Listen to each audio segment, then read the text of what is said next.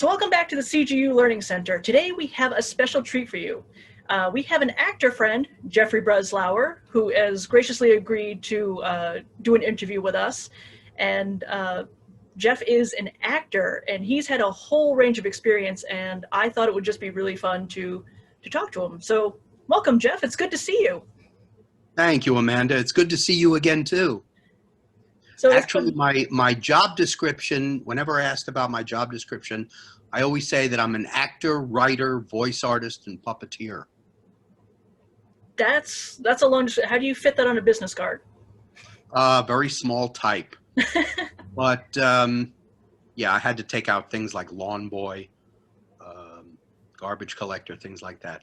But no, I'm a firm believer that if you're going to be in the entertainment industry, you should really have a hyphenated job description. During this pandemic, I've been in self-isolation. Same here for the most part. and a lot of things, theaters are down, movie theaters are shut, except for maybe drive-in theaters on a limited scale. But because of all of that, the acting work is extremely limited. And I've been taking to writing. So that's what I'm spending my time doing now. Nice. So just a little background for folks. Jeff and I actually met in 2012 at the Superman celebration. And whenever I get a chance to go back, I always see that he's there. And in fact, pull up a little bit of memory lane for you here. This was the last time wow. I actually saw you in person. It was 2 years ago, and Mike and I were on our honeymoon. That's right. Yep. And between you being literally across the country and COVID and everything, just first time I've actually seen your face aside from Facebook since. Yeah, you're actually, because of this beard, you're seeing less of my face. Could be worse. You know, it's not like you've got a full hockey mask on, you know. No, that's true. And spoiler alert, that was you underneath the pink mask. You sure about that? So why don't we start with, when did you get started in acting? Okay. As far as my interest in acting and interested in the entertainment industry, it was when I was pretty much almost a toddler. I was the first person on my block who knew who Jack Klugman was. Oh, wow. And that was when my age was in the single digits. And I would know the names of all the stars, all of the actors on old TV shows. And it's been like that always. And when I went to college back in September of 1972, I started out as a liberal arts major, and then I declared myself a creative writing major, a writing major. Oh, wow. And I was taking some courses in broadcasting. And because of the way the classes ran, I found myself in front of the camera more often than behind the camera, where I was supposed to be. So I guess the bug hit me then. And I wound up doing shows.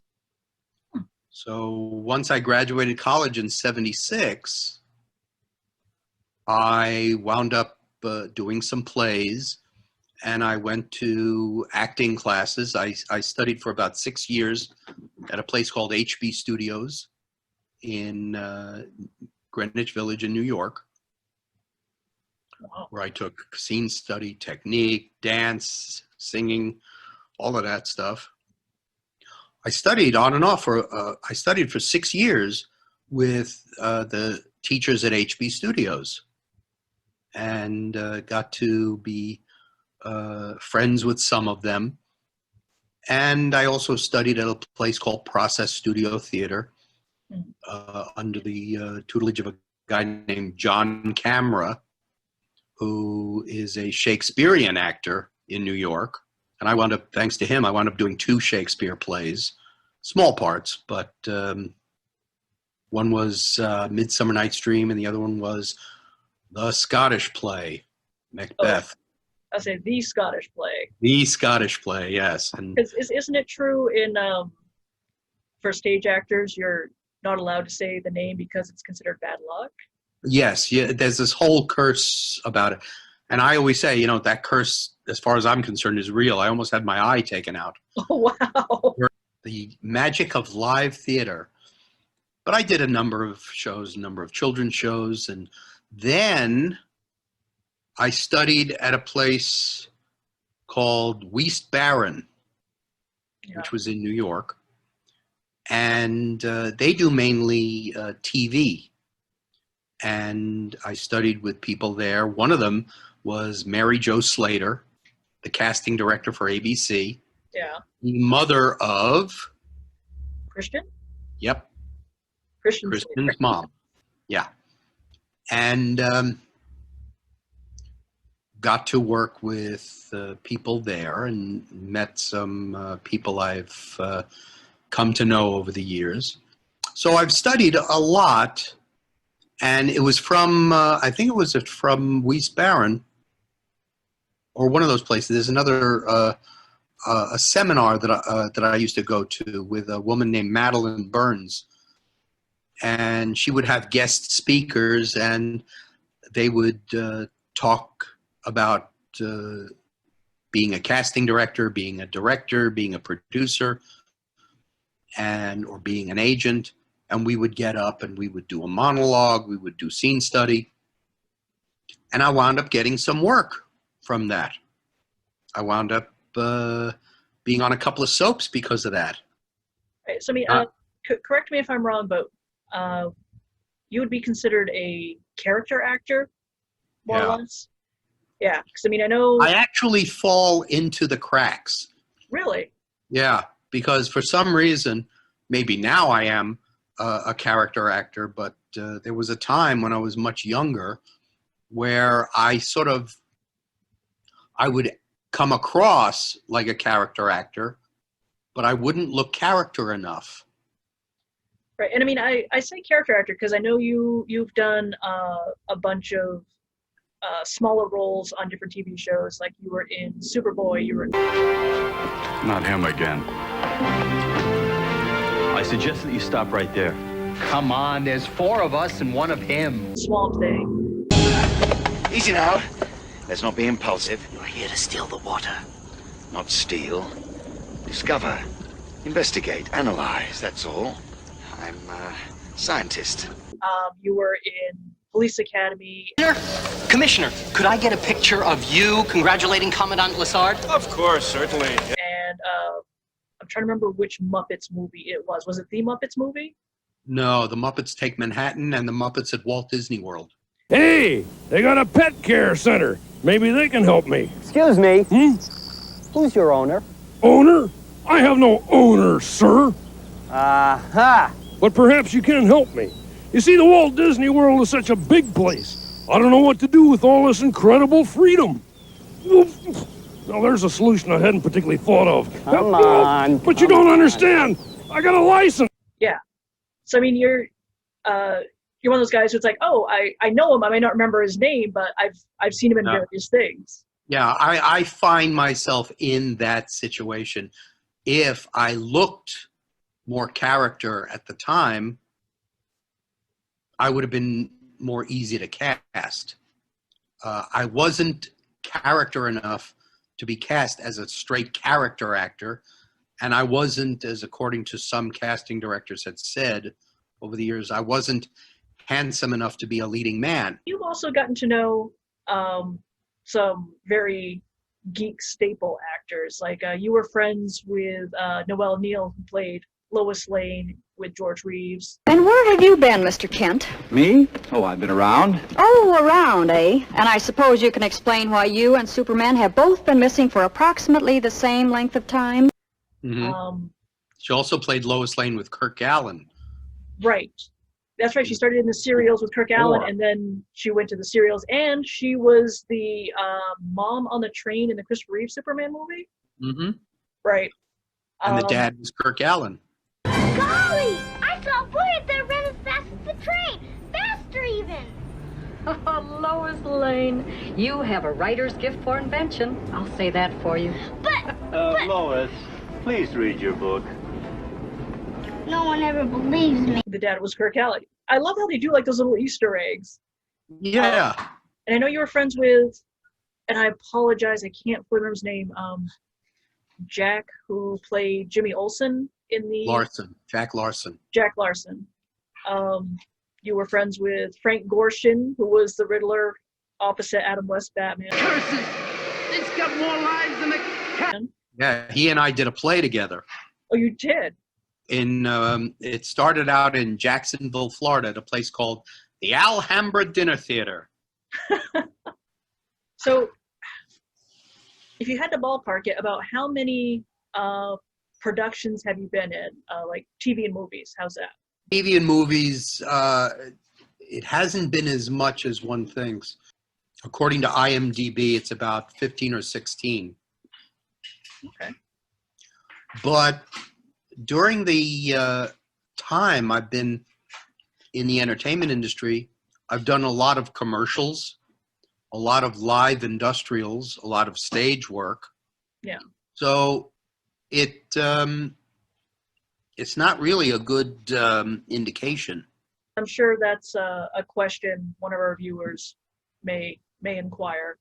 And I know you've done 2 fan films. You actually got to play the Master in a Doctor Who fan film, which is why I picked the TARDIS background. So dramatic, as if they were of any importance. Oh, please, like you'd allow anyone in the whole of time and space to take priority over yourself. Only you, Doctor.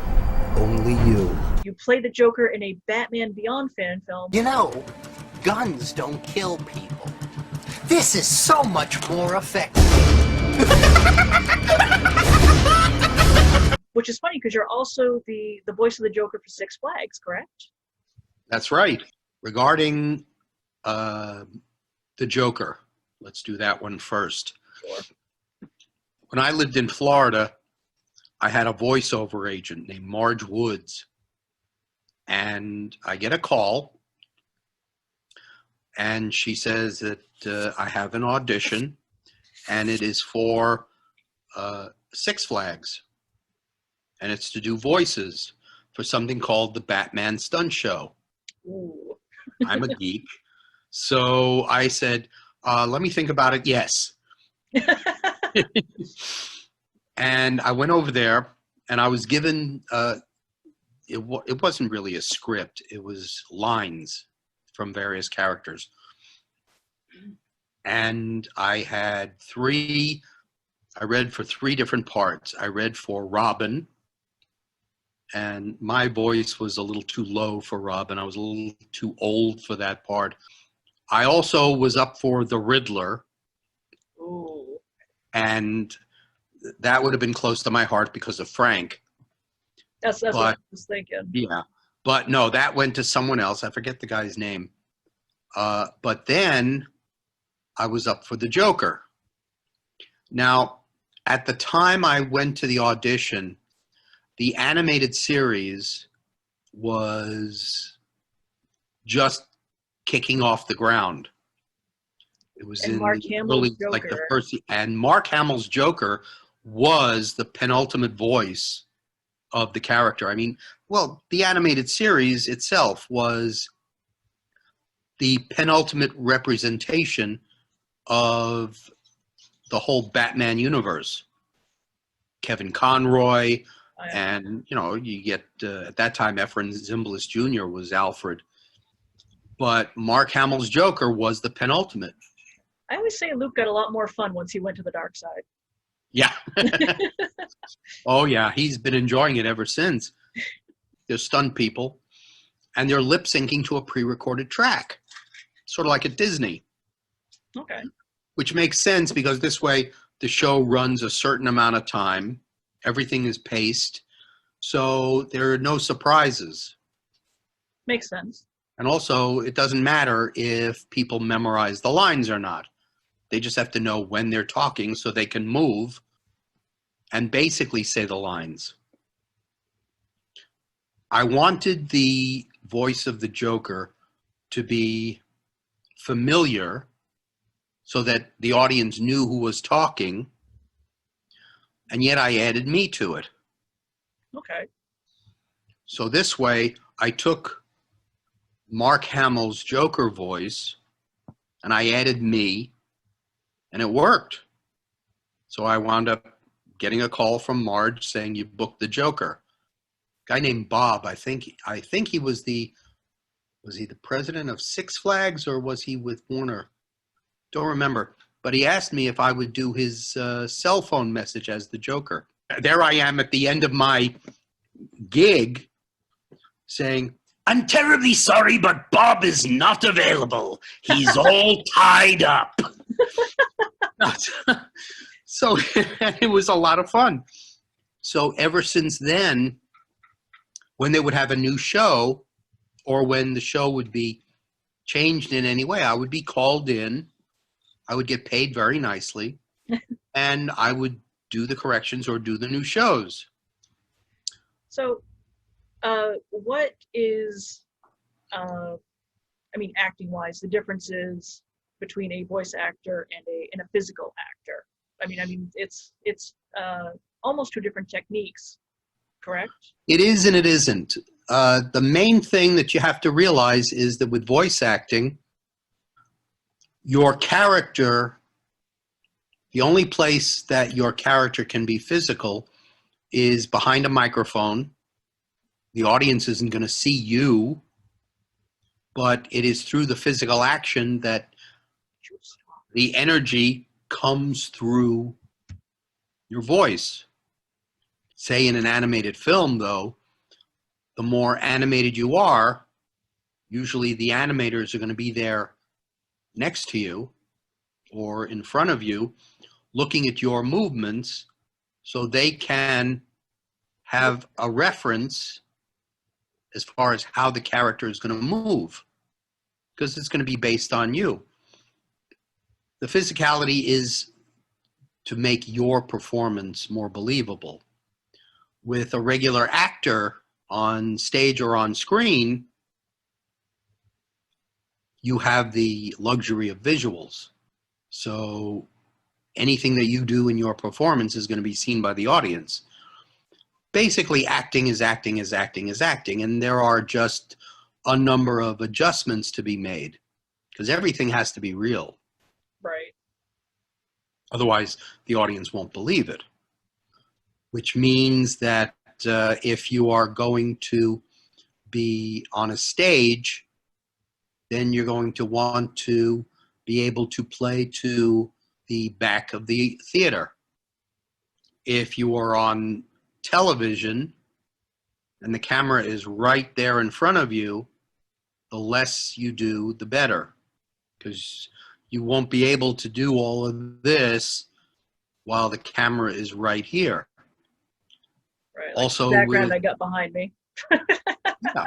Also with movies, basically when you're acting on camera, I used to always say that, and I've learned this, that the more actors with close-ups, the better. So if you want a close-up, you do less. If you are in a situation where you have to be frantic or be upset or trash a room or something like that, then you could be as active as you want. You just won't have a close-up, because it's going to be a wide angle of you destroying a room or whatever. Right. It's not so much about you as what you're doing at that point. Exactly. I want to ask you real quick about another character that you did for Disney, which is making a comeback in steampunk circles. Yes. Uh-huh.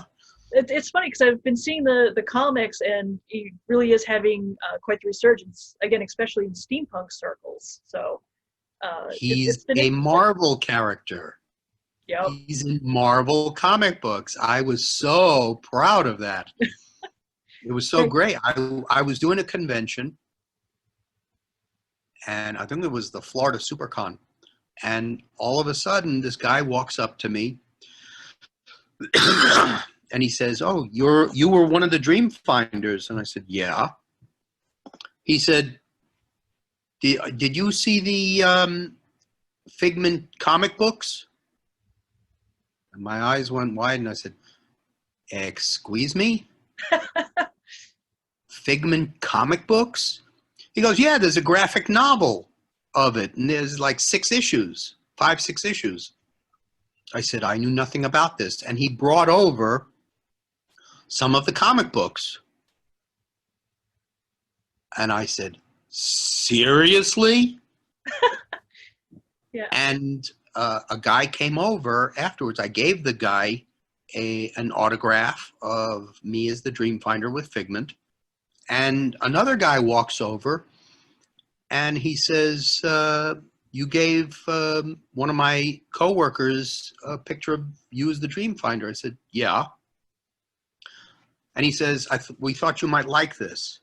And it was the graphic novel. Wow. You weren't the first Dream Finder, but how... I was the last one. You were the last one. Okay, I was going to say, where in that line? Because it's almost like Doctor Who actors. And we know you weren't the first. There were others in between, but where did you fall in that? I was one of the meet and greet characters with a puppet Figment, meeting and greeting the people as they were going into Journey into Imagination. It was a good run of me as the Dream Finder. I was mentored in that role by a fellow named Steve Taylor, who played the Dream Finder for 15 years. Oh, wow. It was nice. So I do want to ask you about one of the more prominent geek actors, because you worked with him, of Dick Durock. Now, you were on an episode of the Swamp Thing series. Right. What was it like working with Durock? Interestingly enough, I got to meet with and chat with him, but and we were in the scene together, but we did not shoot together. See, Dick was at that. This was the pretty much the last season that he did as Swamp Thing. The makeup was starting to play havoc on his skin. Oh. You know, the green makeup. We were to do a scene where I am with my wife Celia in the scene, and Scott, who was Swamp Thing's companion or friend. Oh yeah, the teenage boy at that time. Yeah, the young dark-haired, handsome kid. He was asking me about all of this with the. He doesn't understand why I'm looking for whatever I'm looking for, and I do that whole monologue with, "Do you believe in wizards or magic?" And going through that, "But I never did until an old man stood over a furnace with a beaker, and it bubbled and settled into the clearest blue liquid you could have ever found." And doing that whole thing, yeah. And you believe in wizards or magic? I never did, until one day an old man stood over a furnace with a beaker. It bubbled and settled into the clearest blue liquid you could have ever found. He held it out and said, "Drink, my friend. Drink and live. Live. Live. One drop of life called aqua vitae. Inexplicably, wondrously, a drop each day until the potion is used, along with all hopes for future life." So that's why you're looking for the Fountain of Youth, so you can refill those things. Oh, I see it all clearly now. You told him too much. Now he's planning to kill me so he can have the water for himself. So at which point I pull out a gun and I yell, "I've come too far to lose now." And all of a sudden you see it cut to Swamp Thing open up the door, pushing Scott out of the way, and I'm shooting the gun at Swamp Thing. Right. we did not shoot that scene together. No. No. I shot my end of the scene where the cameras were on me earlier in the day. And then they hand over to him later. Yes. Okay. Makes sense. What's interesting is, and I must say, Dick was an underrated actor. He was good.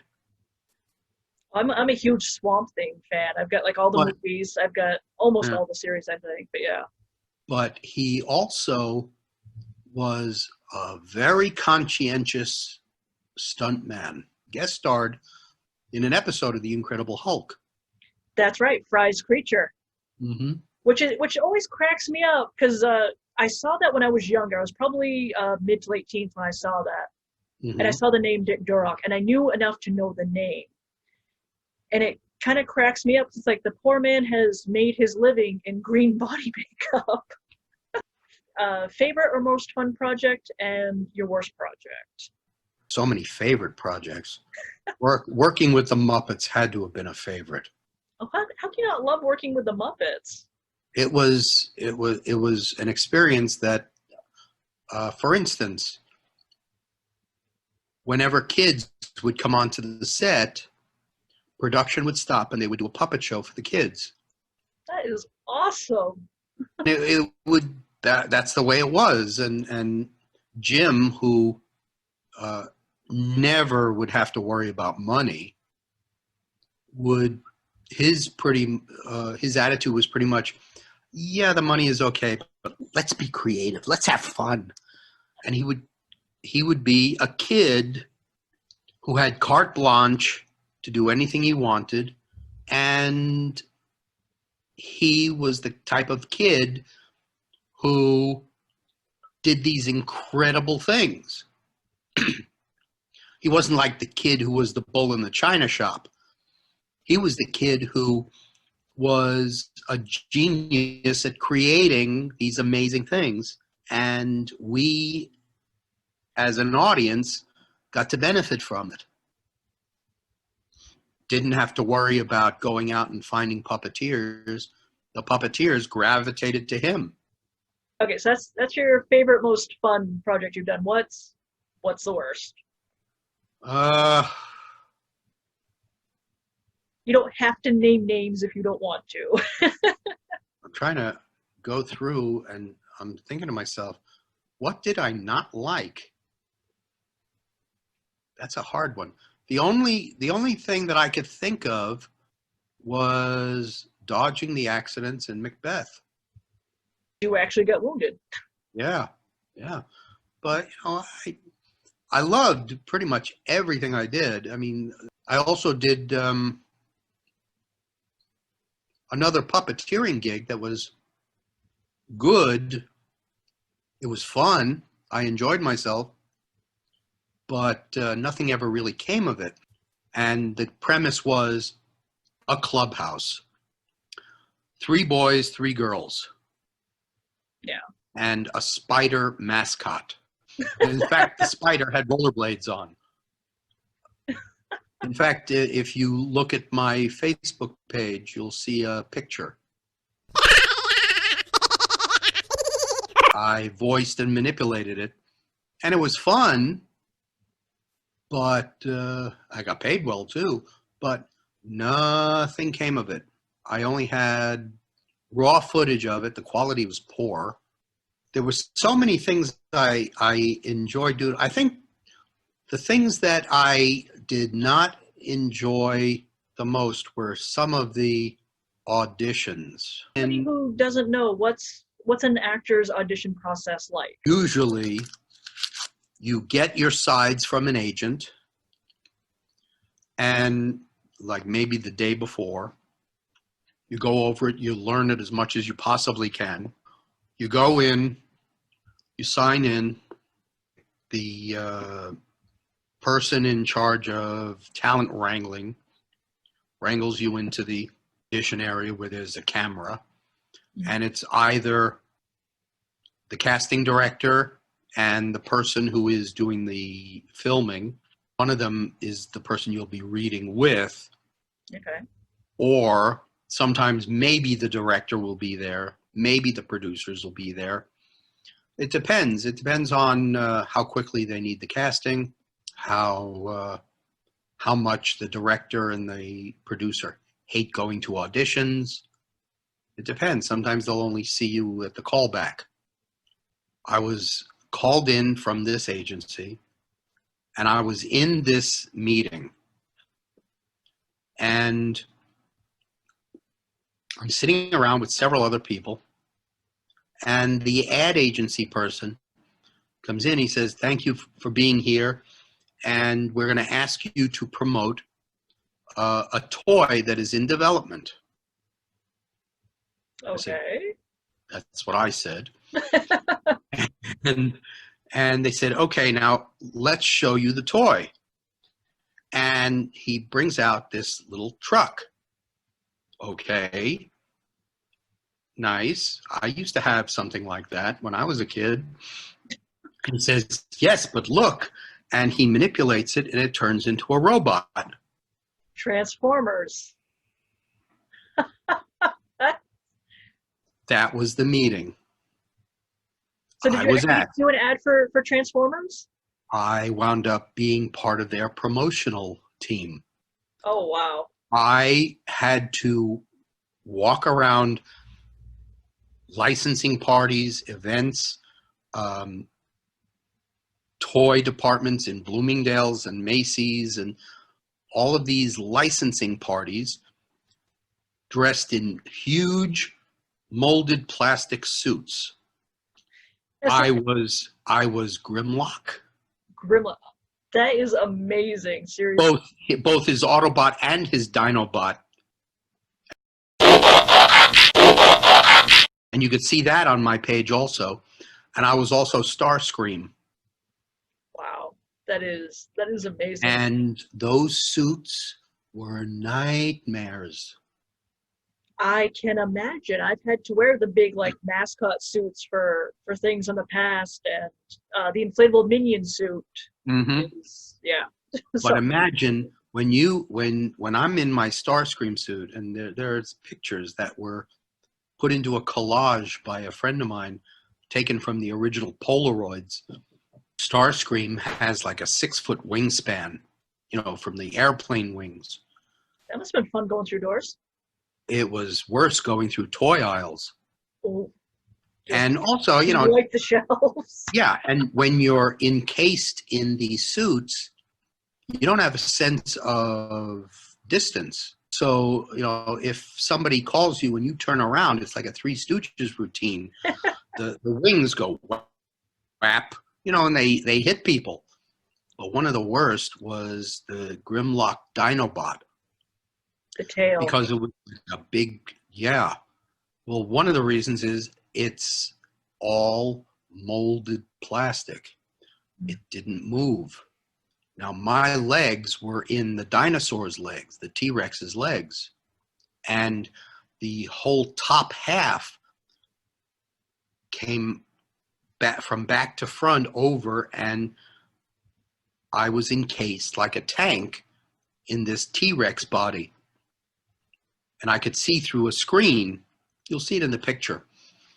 When I would be walking through the toy aisles, looking through the screen at what's in front of me, one of the biggest nightmares would be when kids would come up behind me because they would lift the tail. And knock you over. The tail did not move. A buddy of mine is Greg Berger, the voice of Grimlock in the animated series. Oh, that's too funny. I would say to him, from one Grimlock to another. So do you have any recent or upcoming projects you want to tell us about? I've been writing. You've been writing. What have you been writing, Jeff? I wrote a stage play that had a table read, and hopefully it'll go much further once this craziness is over with the pandemic. And you've written a children's book too, right? Wrote a children's book. Yeah. Wrote the sequel, haven't gotten it illustrated. And so I know I kind of have a problem with it whenever I get in a costume and I'm about to leave the house. And I'm sure kids who do drama or cosplay probably have the same feeling. But I've heard that even seasoned actors such as yourself occasionally get that initial stage or performance anxiety before you. Sure. Well, you have to a little bit. Going on to a stage, and this has almost been like a through scientific research they came up with this. I don't know who would be interested in finding this out, but public speaking in general, getting out on stage in front of people brings the average person's anxiety level up a fighter pilot.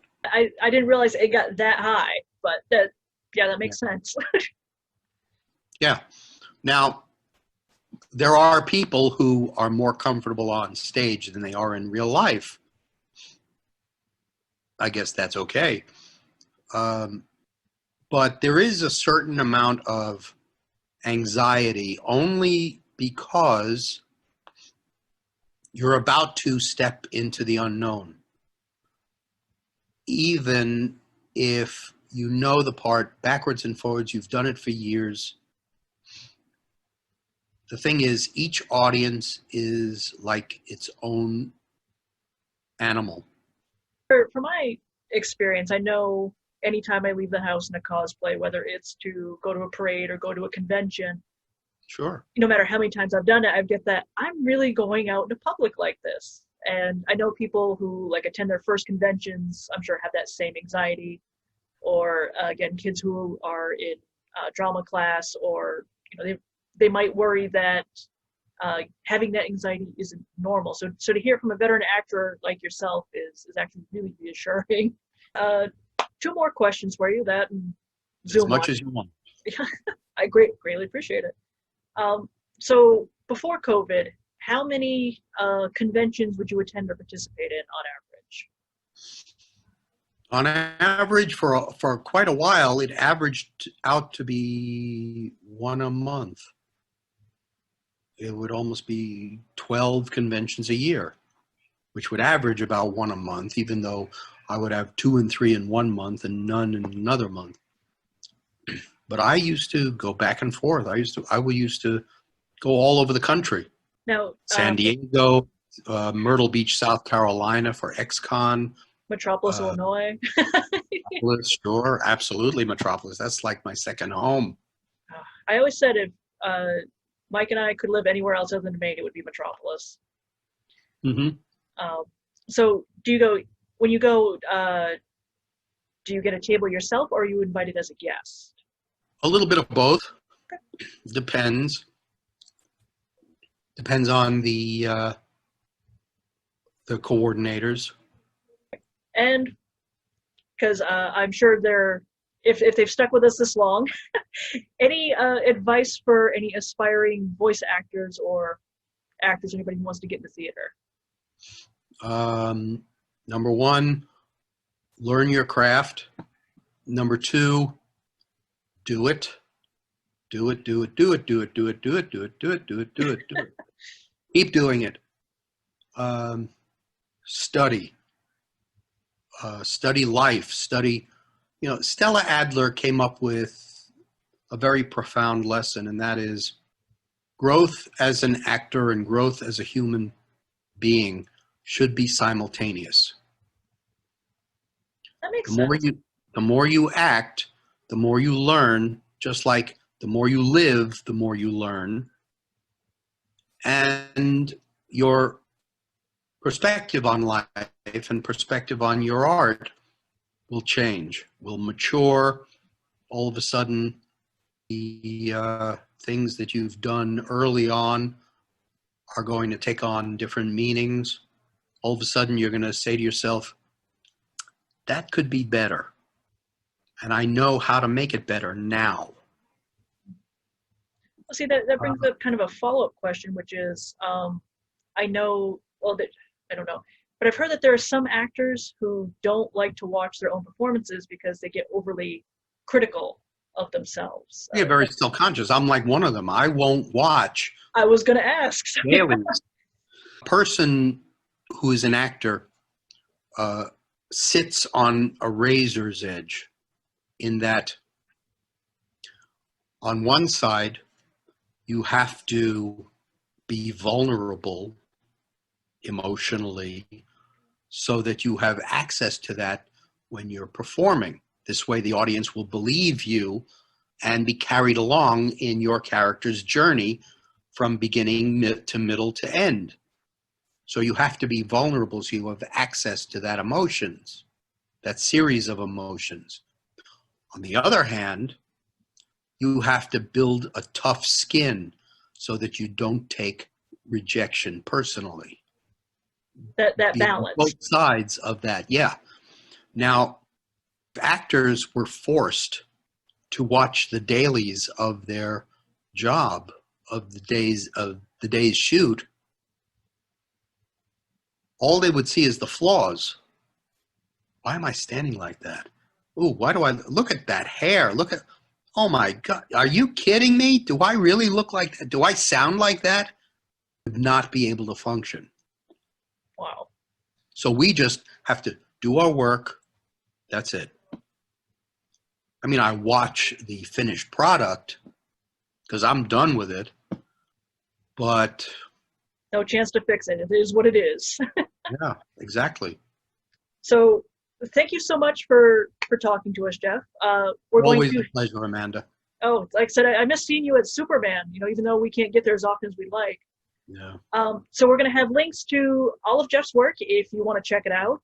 He responds very well to messages. So if you have any questions that I didn't think to ask, feel free to ask him. Unfortunately, with COVID, you've probably got a little more time on your hands than you'd like. Oh, like I said, I stay busy and I'm writing. So right. I'm in my own little world. So, but I can say from personal experience, he's a nice enough guy. If you ask him a question, he will answer it. So thanks for tuning into this episode of CGU Learning Center, and we'll see you next week.